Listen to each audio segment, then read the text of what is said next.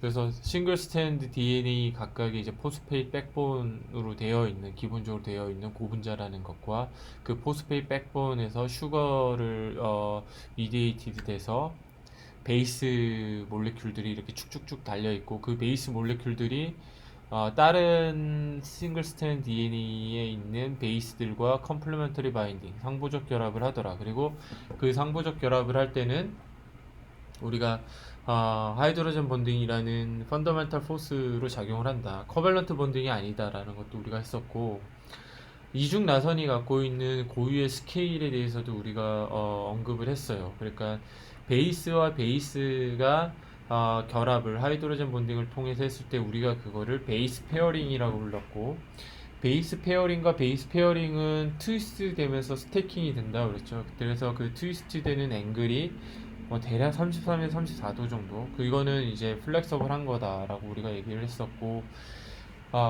베이스와 베이스 사이의 어떤 거리도 뭐 대략 한 0.33, 0.34 나노미터, 3.3, 3.4 엉스트롱 정도 되더라. 그래서 하나의 베이스가 이렇게 축축축축 트위스트 된 형태로 스태킹을 해가지고 한 바퀴를 도는데 필요한 게 이제 베이스 페어 기준으로 한 10.5, 10.7, 10.9 개 정도의 베이스 페어가 좀 필요하더라. 이런 것도 우리가 얘기를 했습니다. 그래서 또 뭐 스케일에서 중요했던 게 그 이중 나선의 위스, 너비, 길이는 이제 베이스 페어의 수에 따라서 이게 정의가 되는 거고, 위스가 한 2에서 2.5 나노미터 정도.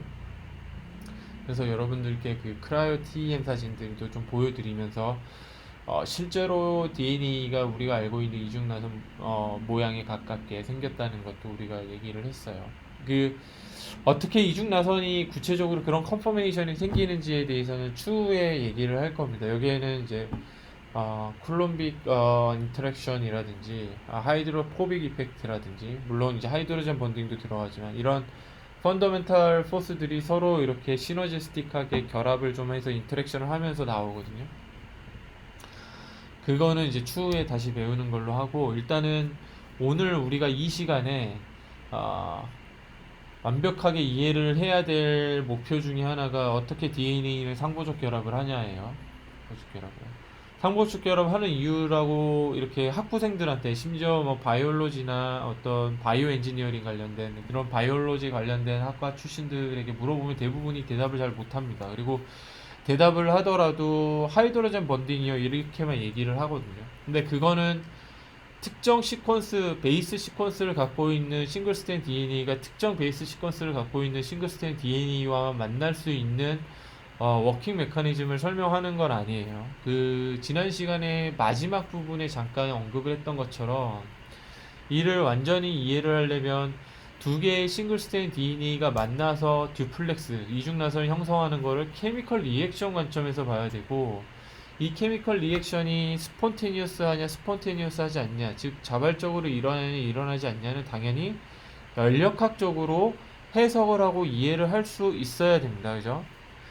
그래서 연력학적인 관점에서 이 문제를 바라봐야 되기 때문에 반드시 엔탈피와 엔트로피의 개념을 명확하게, 명료하게 여러분들이 이해를 할 수가 있어야 되고, 특히 이 엔탈피에 대해서 지난 시간에 조금 시간을 할애해서 여러분들의 이해를 도와드리려고 했어요. 그래서 우리 김민아 학생이 지난 시간에 잠깐 얘기했던 것처럼 엔탈피 하면은 열 에너지. 왜 우리가 열 에너지로 이렇게 각인되어 있냐, 여러분들 머릿속에. 이게 학부 때 우리가 물리학을 통해서 보통은 연력학을 많이 접하게 되는데, 거기에 그렇게 돼 있어요. 직역을 하면 열 에너지라고 명시가 돼 있어요. 그래서 이게 그냥 열과 관련된 에너지다 이렇게 생각할 수 있는데, 그게 아니라고 제가 여러분들께 그 설득을 드렸죠. 그렇게 이해하면 안 된다. 우리가 흔히 열 에너지라고 알고 있고 하는 이유는 열 에너지의 그 엔탈피가 컴페러 그 매칭이 될 수 있기 때문에. 가령 이 얘기를 하면서 예를 들었던 게 물분자였죠. 그래서 물분자가 랜덤하게 이렇게 분포가 돼 있고, 물분자와 물분자 사이에서는 강한 인터랙션을 느끼죠. 그게 하이드로젠 번딩이죠. 물분자의 보일링 포인트가 다른 알코올에 비해서 높은 이유가 바로 이 하이드로젠 번딩이 세기 때문에, 이게 엔탈피라고 그랬죠.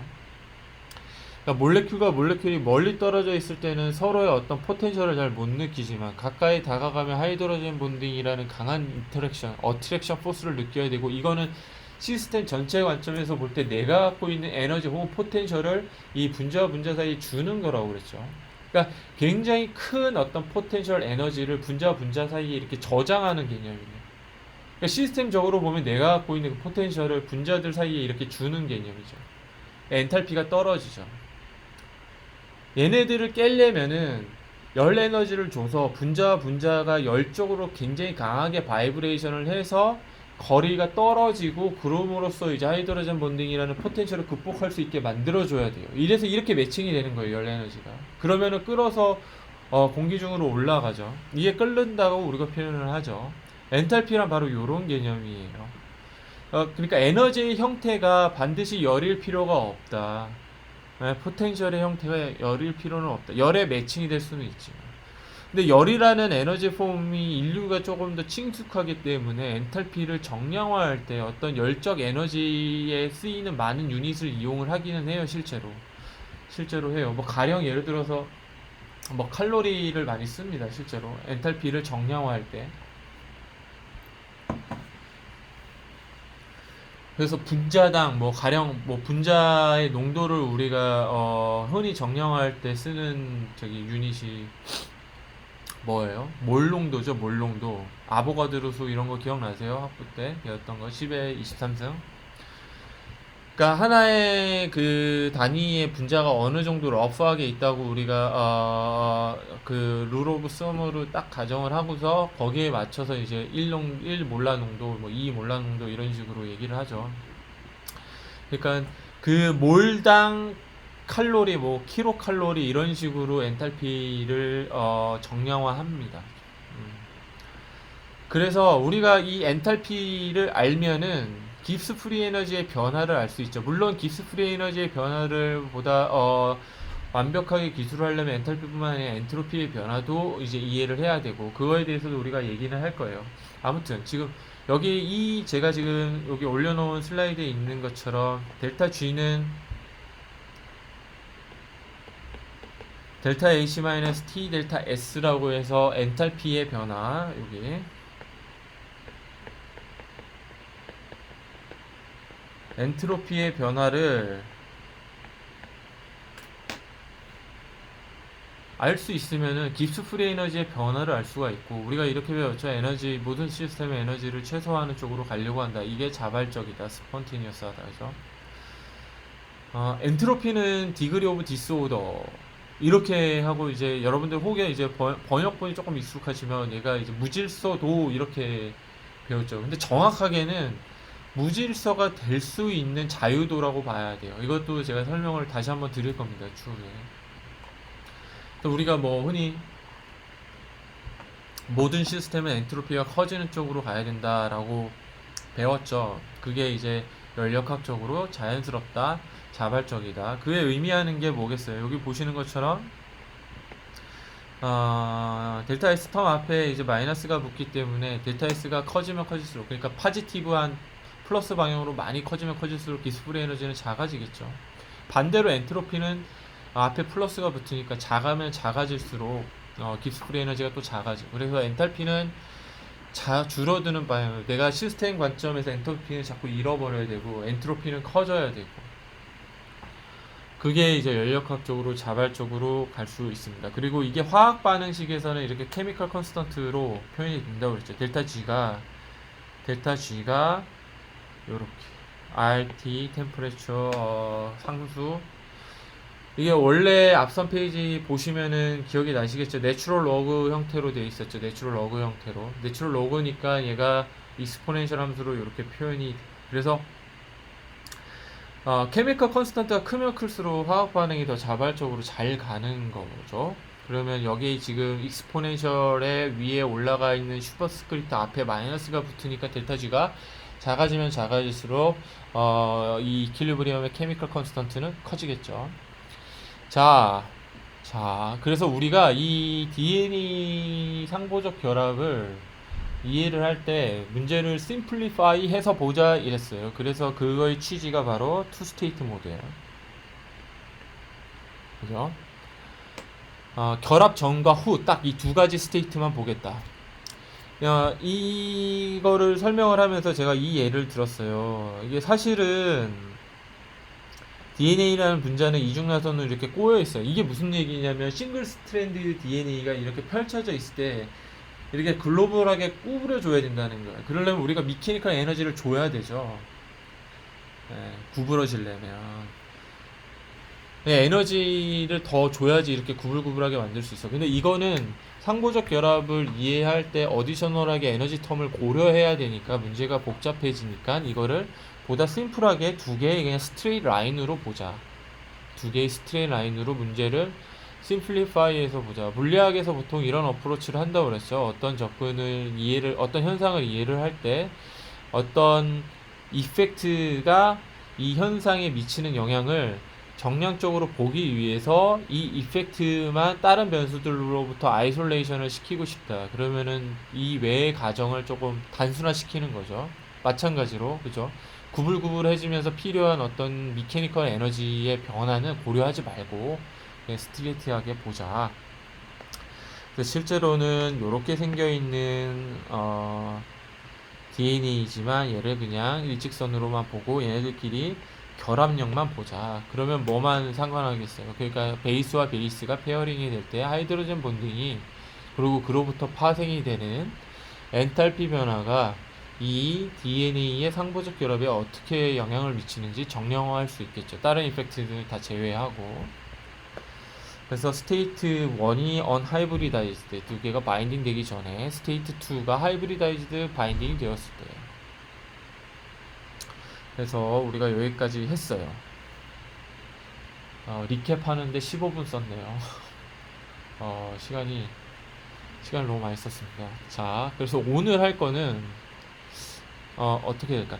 여러분들이 그 서모다이나믹스 연력학을 배울 때 볼츠만 컨스턴트를 다루죠. 그리고 볼츠만 디스트리뷰션 혹은 볼츠만 확률 프로버빌리티라는 걸 배워요.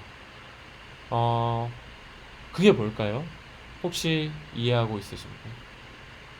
아니면 자기가 이런 거 같다고 그냥 의견을 편하게 주셔도 돼요. 여기 채팅창이나 마이크나 채팅창에 에브리원의 메시지를 주기 부담스러우시면 저한테만 메시지를 주셔도 되고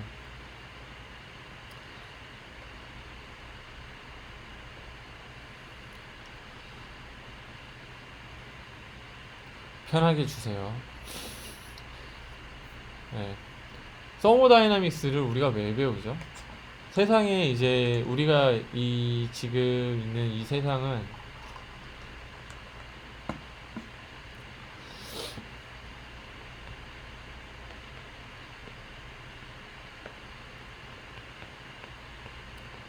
연력학을 왜 할까요? 이거를 이제 역학 이렇게 직역을 하는데 역학은 혹은 뭐 미케닉스 이렇게 표현을 하기도 하죠. 이게 제가 이번 학기 BMT에서 마이크로 플루이딕 시스템이란 강의를 하는데 그때 역학에 대해서 이제 학생들한테 몇 번 얘기를 했어요. 역학은 되게 심플해요. 힘이에요. 다이나믹스는 뭐 움직인다는 뜻이잖아요. 그러니까 힘을 줬을 때 오브젝티브에 어떤 물체에 힘을 줬을 때 얘가 어떻게 원하는지 보겠다 이거예요. 이게 역학이에요. 이게 미케닉스로 이제 영어로 나오기도 하는데 그러면 이게 뭔가 기계적인 뭔가 이렇게 생각을 할 것 같은데 아닙니다. 이게 기계공학에 국한된 게 아니에요 전혀. 자연과 공학 전반에 다 걸쳐서 있는 거예요 역학이라는 건. 퀀텀 미케닉스 양자역학 그러니까 양자 세계에서의 매스를 갖고 있는 뭔가가 힘을 받았을 때 그 양자 세계에서 구성하고 있는 구성물들이 어떻게 거동을 보이는지를 보겠다는 게 양자역학이에요. 열역학은 마찬가지겠죠. 그럼 열이라는 포스를 줬을 때 열이라는 혹은 포스가 외부에서 있거나 내부에서 어떤 작용을 하고 있을 때 그 환경에 놓여져 있는 어떤 물체들 어떻게 거동하는지를 보겠다 이거예요. 서머다이나믹스가. 그게 이제 우리가 깁스 프리 에너지 변화라는 걸로 많이들 여러분들이 누르고, 네, 녹음을 안 누르면 갑자기 이불킥 해야 되는 상황이 오죠. 자, 그래서 그 연력학 수업 그 얘기를 이제 이어가면, 그래서 열이라는 에너지가 주어진 상태에서 떻게 이제 물체들이 거동을 하느냐, 이거 보는 게 이제 심플하게 서머다이나믹스. 근데 이게 대단히 중요할 수밖에 없는 게, 우리는 지금 열 에너지가 기본적으로 있는 상황에서 살아가잖아요. 그죠? 절대 영도 세상에서 우리가 있는 게 아니죠. 우리 지금 뭐 25도 그러면 절대 온도 기준으로 298K, 그죠?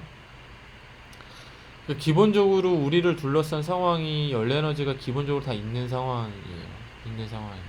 그러다 보니까 다양하게 해석을 새롭게 해야 되는 상황들이 나타나게 되고, 특히 확률적으로 현상들을 바라봐야 되는 현상이 나타납니다. 여러분들에게 이해가 쉬울 수 있는 예를 한번 들어보면, 우리 핵이 이렇게 있고 원자 구조를 보면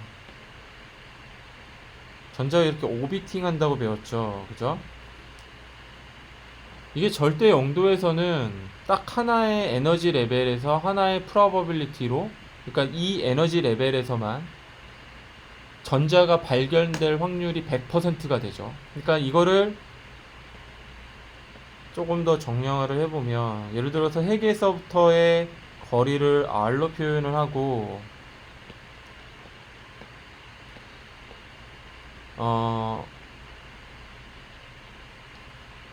이 전자를 발견할 확률을 P라고 하고, 거리에 따라서 전자를 발견할 확률을 이렇게 있다고 칩시다. 그러면은 0도에서는 어떤 일이 일어나요?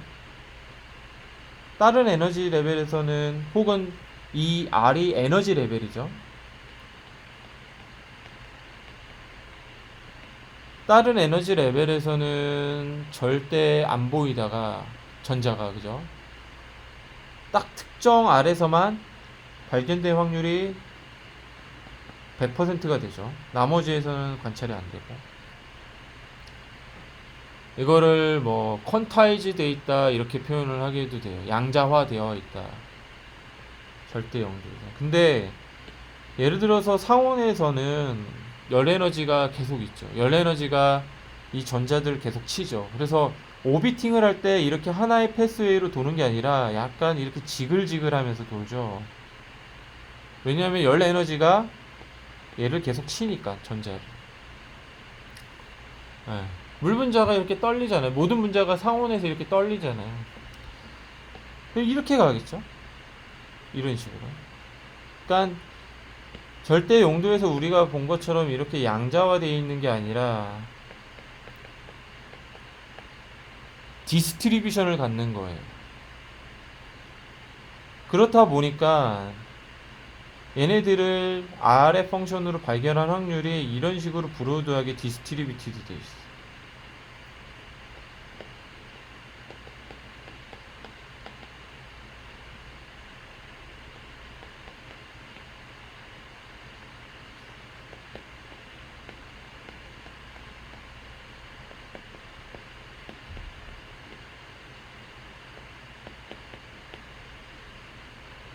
그러니까 발견될 확률로 표현을 하는 거예요. 이렇게. 어.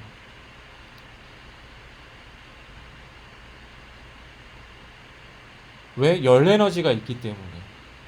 열 에너지가 있기 때문에. 이렇게 확률 분포를 갖는 거예요.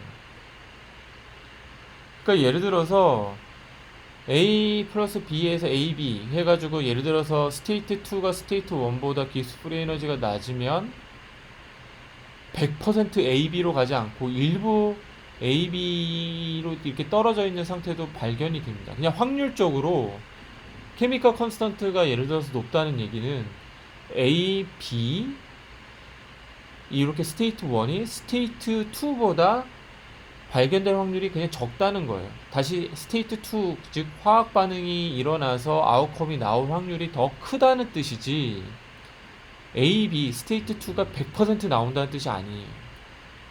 서머다이내믹스는 이거를 다루는 확률이에요. 그러니까 통계적으로 연력학적인 거동인데 열 에너지가 주어졌을 때 딱 디스크리트하게 딱 하나의 프로버빌리티만 나오는 게 아니라 다양한 프로버빌리티가 존재를 하되 어떤 프로버빌리티가 더 높은 확률을 가질 수 있고 다른 프로버빌리티는 상대적으로 낮은 확률을 갖는, 이렇게 디스트리뷰션을 갖는 걸 공부하는 거예요, 서머다이내믹스. 그리고 이 확률 분포를 정량화하는 개념이 이제 볼츠만 컨스턴트. 그래서 이러한 개념을 볼츠만 디스트리뷰션 이렇게 배웁니다. 네. 그 세상에 100% 화학 반응이라는 건 없어요. 연력학적으로 그렇습니다. 연력학적. 그래서 특정 시퀀스의 DNA가 싱글 스트랜드 DNA가 이렇게 있다고 쳐요. 그래서 지금 점이 파란색으로 표현이 되고 녹색으로도 표현이 되고 붉은색으로도 표현이 되고 검은색으로도 표현이 되죠. 이게 베이스들이라고 생각하시면 돼요. ATGC. 그리고 깨알 같지만 여기 화살표가 이렇게 있죠. 그러니까 이게 3'에서 5' 엔드로 간다는 뜻이겠죠. 이거는 듀플렉스를 형성하기 전에 싱글 스트랜드 DNA를 표현한 거예요. 근데 싱글 스트랜드 DNA가 상온에서 이렇게 있을 확률보다 이렇게 있을 확률이 훨씬 더 높아요. 그러니까 분자 내부에서 다른 싱글 스트랜드 DNA와 만나서 상보적 결합을 하는 확률도 물론 있지만 그냥 싱글 스트랜드 DNA가 몰레큘러 안에서 베이스 페어링이 일어날 확률도 당연히 있겠죠. 근데 재밌는 거는 이 확률이, 그러니까 아무 바인딩이 없을 확률보다 훨씬 크다라는 거예요. 이게 물론 100%는 아니지만. 네. 왜일까요?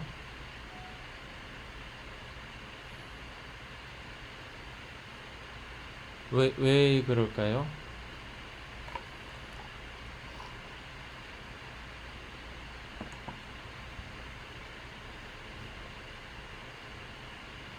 어색하시죠? 답변하시기. 왜냐하면 하이드로젠 본딩이 오른쪽 개수가 더 많잖아요. 이거를 사실 이렇게 부르기도 합니다. 분자와 분자 사이의 인터랙션이 아니라 분자 내부의 인터랙션이라고 그래서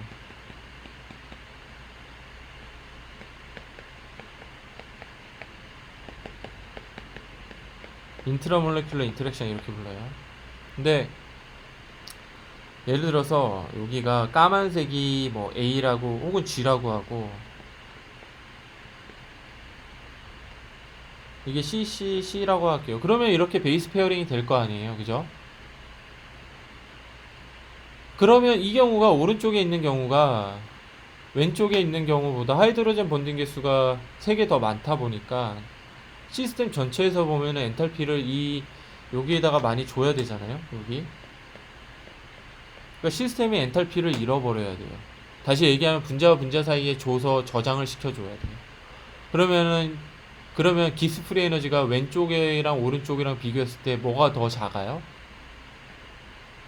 오른쪽이 더 작죠. 기스 프리 에너지가.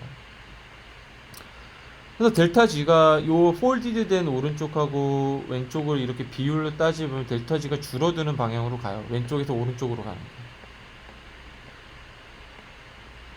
마이너스로 가. 그래서 오른쪽이 더 자연스러운 거예요, 반응이.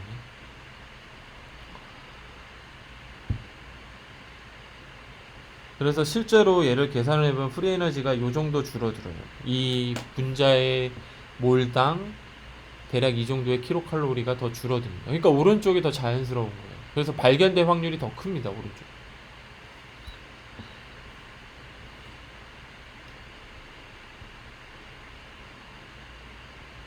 이해되시나요? 네. 오른쪽이 당연히 더 자연스럽다, 연력학적으로. 다만 100%는 아니어야 되겠죠. 열 에너지가 있기 때문에. 가령 예를 들어서 어느 정도의 열 에너지가 이 하이드로젠 본딩하고 어느 정도 뭐 매칭이 돼서 하이드로젠 본딩을 좀 깰 수도 있어요. 네. 그렇게 깨어진 녀석들도 존재할 수가 있어요. 열 에너지가 다 호모지니어스하게 작용한다고 생각하지만 열 에너지가 이렇게 디스트리뷰션도 있습니다. 열 에너지 자체도. 아무튼 여러분들은 왜 왼쪽보다 오른쪽이 더 자연스러운지 이제 이해하시게 된 거예요. 네.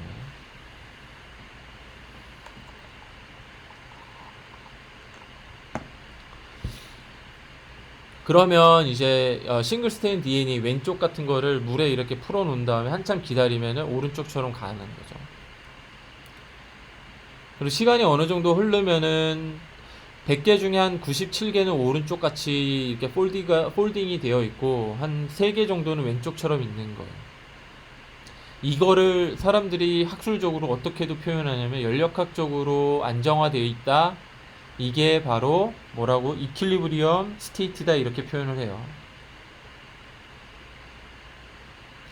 그리고 이 왼쪽에 97개 대 오른쪽에 97개 대 왼쪽에 3개를 요런 비율을 이제 이퀄리브리엄 디스트리뷰션 이렇게 부르기도 해요. 볼츠만 디스트리뷰션 이렇게 부르기도 하고. 조금 그 연력학이랑 좀 친해진 것 같나요? 네. 근데 물론 이거 다가 아닙니다. 예를 들어서 어, 왼쪽과 오른쪽을 비교해 보면 엔트로피의 변화도 없지는 않아요. 조금 있습니다. 나중에 설명드릴게요. 지금은 우리 엔탈피만 이해하는 시간으로.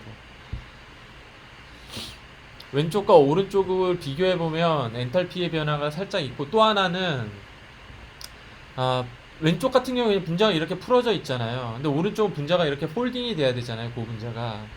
폴딩이 될 때 마치 막대 풍선을 이렇게 구부리려면 우리가 미케니컬 힘을 줘야 되잖아요. 사실 그런 분자가 폴딩이 되면서 요구되는 기계적인 에너지도 더 줘야 돼요. 사실 오른쪽에. 그런 변화까지 다 감안을 해야 되는데 우리가 이 엔탈피 변화만 정확하게 정량적으로 이해하기 위해서 지금 다른 요소들은 다 빼고 지금 우리가 이 문제를 바라보는 거예요. 그것도 참고해야 돼요, 여러분들. 지금 우리 지난 시간에 얘기했죠. 소를 이렇게 굉장히 복잡한 커버처 표면에 갖고 있는 소의 움직임을 이해할 때 그냥 이거를 공으로 심플리파이해서 문제를 보더라 이런 얘기 했었죠. 자, 그러면 지금 이제 요 순간에 우리 여러분들이 이제 연력학적으로 DNA 분자를 바라보는 거에 어떤 입문을 했다고 보시면 돼요. 예, 그리고 우리가 지금 거시적으로 향하는 목표는 상보적 결합을 어떻게 연력학적으로 완벽하게 이해할 수 있을까? 연력학적으로 상보적 결합을 이해할 수 있으면 상보적 결합의 원리도 정확하게 아시는 거니까 거기에 일로에 서 있다고 이제 자꾸 현재 본인들의 위치를 잘 이제 자리 잡고 공부를 하면 됩니다. 자, 그럼 이때 이 시점에 이 프리 에너지 변화, 폴딩이 됐을 때 이 프리 에너지를 어떻게 계산을 할까? 연력학이라는 학문이 150년이나 됐지만 DNA 분자의 베이스 페어링 시에 파생되는 프리 에너지 변화를 계산하는 거는 이게 정확도가 어느 정도 있는 이 프리 에너지 변화 예측은 한 15년, 16년밖에 안 됐어요.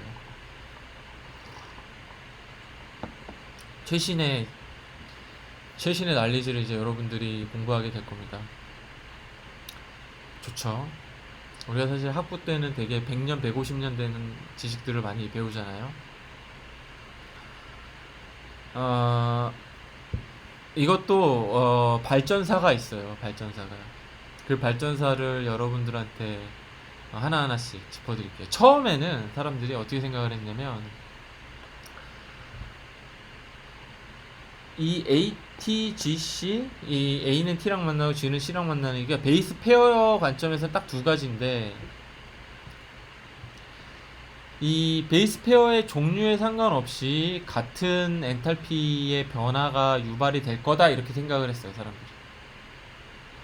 그래서 AT에 상관없이 이 정도의 킬로칼로리가 몰당 소모가 될 거야. 엔탈피로 저장이 분자 사이에 될 거야. 시스템 관점에서는 엔탈피를 잃어버릴 거야. 이렇게 생각을 했어요. 그래서 지금 우리가 모델로 삼고 있는 요거를 보면 1, 2, 3, 4, 5, 6, 7, 8, 9, 10, 11, 12 베이스 페어가 총 12개니까 베이스 페어의 종류에 상관없이 요 정도의 엔탈피가 저장이 될 거니까 여기에 곱하기 12를 해주면 되지 않을까 이렇게 생각했어요. 이게 굉장히 초창기에 사람들이 DNA의 베이스 페어링 시에 엔탈피 변화를 예측하는 방법이었어요. 되게 엘러먼터리한 수준이죠. 그래서 얘를 제로스 오더 모델 이렇게 불렀습니다. 그러니까 베이스 페어의 수만 알면은 되는 거예요. 왜? 베이스 페어의 종류에 상관없이 마이너스 1.4 킬로칼로리 퍼 몰만 소모가 되면 되니까. 여러분들이 지금 그냥 직관적으로 느끼셨겠지만 말도 안 되죠. 왜? 일단 당장 여러분들이 지난 시간에 배웠던 것처럼 A랑 T랑은 하이드로젠 본딩이 몇 개예요? 2개. G랑 C랑은 3개. 그러니까 A, T랑 GC가 번딩하는 하이드로젠 번딩의 개수 자체가 틀린데 어떻게 소모되는 엔탈피가 같겠어요. 그죠? 어렵지 않게 여러분들이 이거는 뭔가 잘못된 거라는 거를 느끼실 수 있죠. 그래서 사람들이 그래 이렇게 하면 안 되겠다. 물론 지난 시간에 제가 소개해드렸던 것처럼 왓슨하고 크릭도 AT랑 GC에 관여하는 하이드로젠 본딩의 개수가 같다라고 생각을 했었어요. 근데 그 뒤에 밝혀졌죠. 그게 아니다. 2개, 3개 다르다. 그래서 한 스텝 더 나아가자. 그래서 제로스 오더에서 퍼스트 오더 모델로 가기로 했습니다. 이때 중요한 변화는 보시는 것처럼 GC 페어랑 AT 페어에 관여하는 하이드로젠 본딩의 엔탈피 변화를 다르게 보기로 했어요. 당연히 GC가 하이드로젠 본딩이 하나 더 많기 때문에 GC 페어링에 소모되는 엔탈피가 더 커야 되더라. AT보다. 그래서 마이너스 2.0 킬로칼로리 퍼 몰 이건 GC 페어링, 마이너스 0.8 킬로칼로리 퍼 몰 이거는 AT 페어링.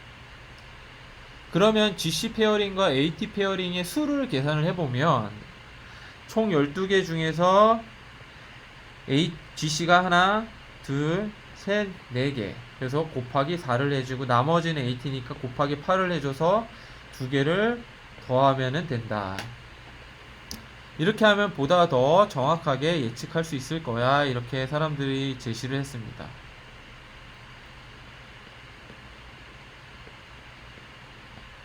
그래서 실제로 얻어진 최종값이 제로스 오돌 모델이랑 좀 다른데 꽤나 유의미하게 다르죠. 에.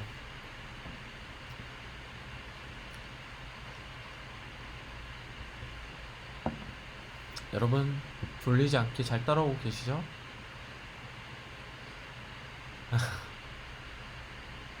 여러분들 리액션을 좀 보여주세요. 저는 얼마나 혼자 외롭겠어요 지금. 그죠?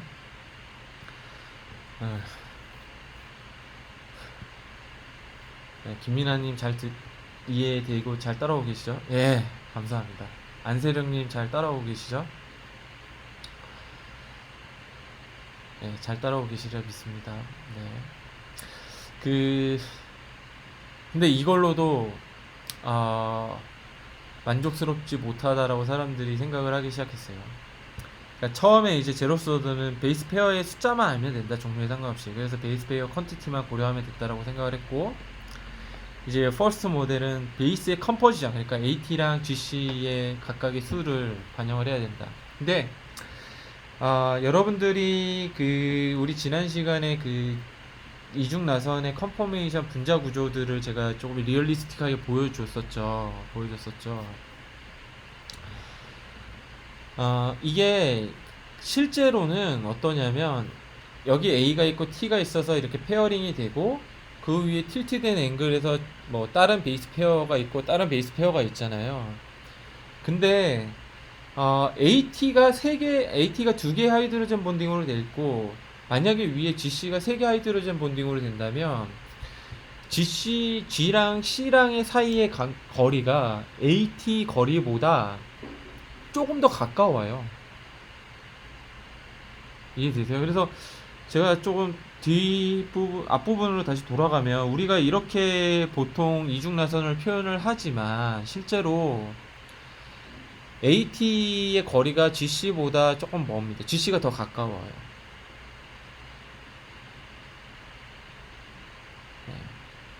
근데 예를 들어서 AT가 약간 이렇게 저를 보세요. 지금 화면에 저를 약간 이렇게 떨어져 있고 위 AT가 여기 있다고 칩시다. 그럼 GC는 조금 더 가까이 있을 거 아니에요?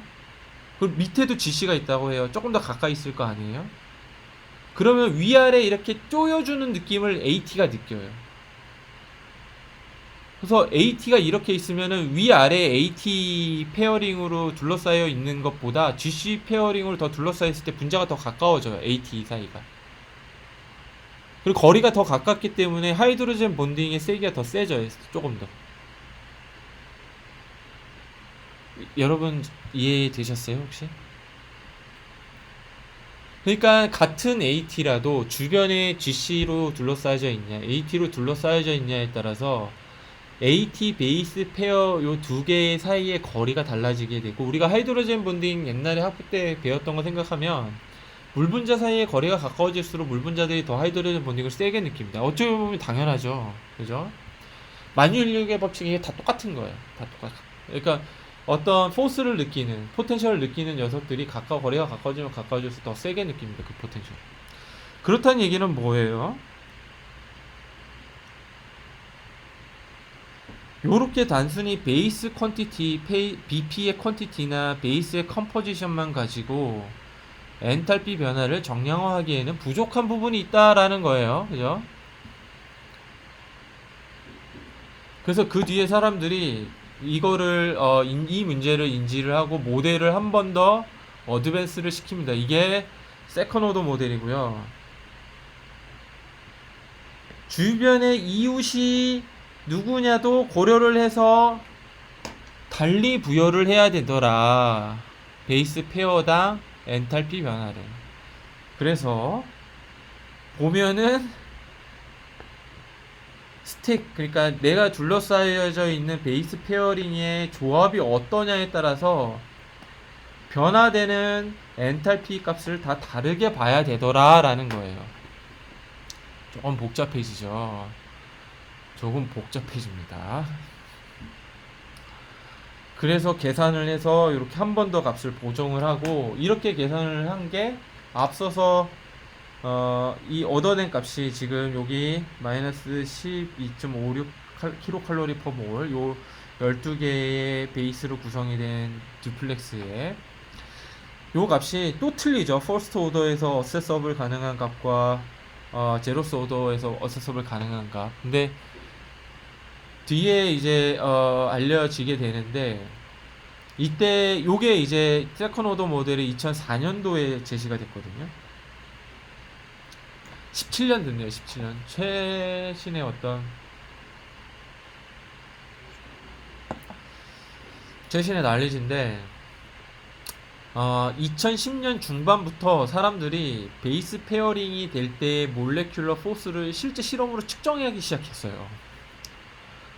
이게 바이오 피직스 하시는 분들은 이런 게 또 궁금하십니다. 실제 그럴까? 그리고 측정한 값이랑 이때 2004년도에 제시된 모델이랑 대단히 일치하더라라는 거를 후에 알게 됐어요, 사람들이. 그래서 이렇게 세컨 오더 모델을 통해서 우리가 듀플렉스를 형성 시에 파생되는 엔탈피의 변화를 예측하면 되겠구나 라고 알게 됐습니다.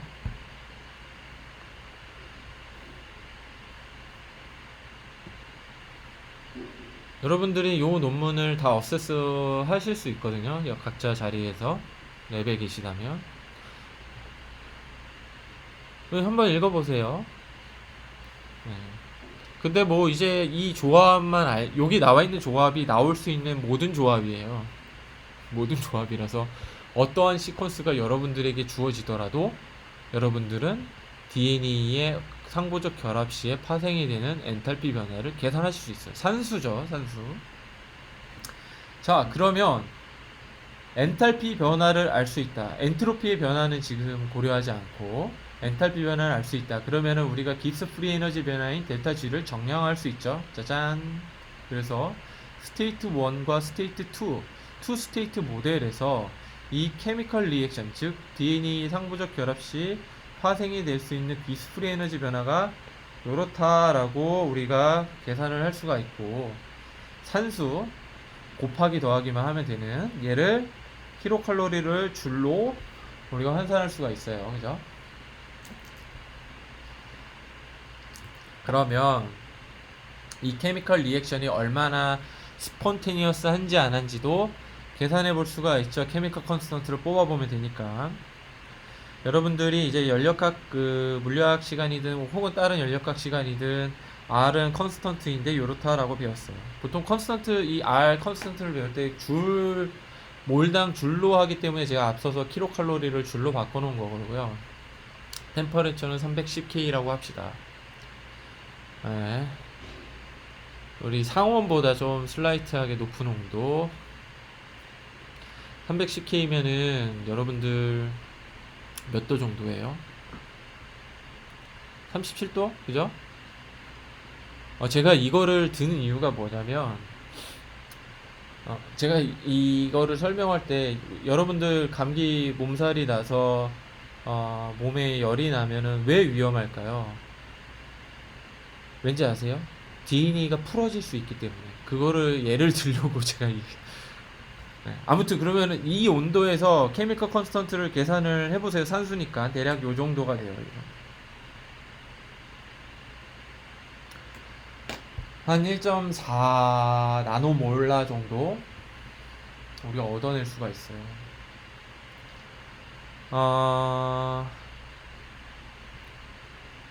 그러면 여러분들이 이제 DNA의 상부적 결합 시에 이 DNA 상부적 결합이라는 화학 반응의 케미컬 컨스턴트도 계산을 해볼 수가 있게 된 거죠.